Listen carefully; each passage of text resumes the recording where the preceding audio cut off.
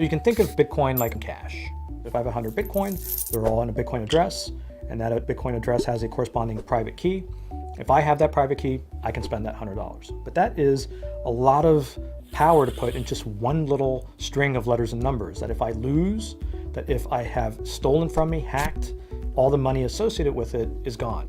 How do we increase security there?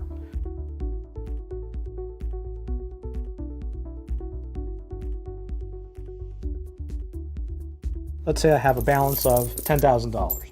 Instead of having one single key that controls that $10,000, what I do is that I create a multisig address. And that's an address that, say, has 3 keys.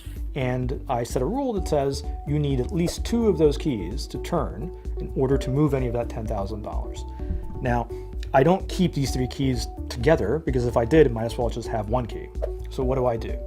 I keep 1 key for myself in my wallet, in my cell phone, and I have it with me at all times.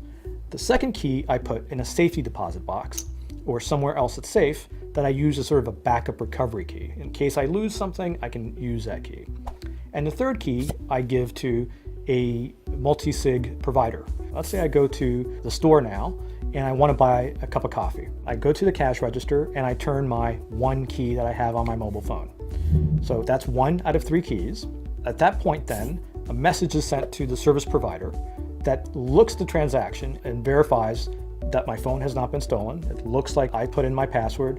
It's happening near my home. It comports a lot of the same sort of fraud prevention rules that a credit card provider might do. They look at the transaction, and if it looks legit, and if I had signed it, they will sign as well. So that's 2 out of 3 signatures. The transaction goes through, and I have my coffee.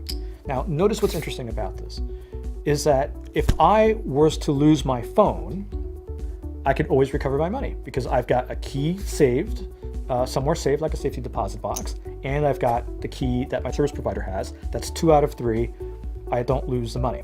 With this system that we have set up, you get all the benefits of the fraud protection and all the services that you would get from a credit card company that monitors your transactions, but they never hold your funds. They have 1 out of 3 keys. They cannot move your money or prevent you from moving your money, which sometimes is even more important, with just 1 key.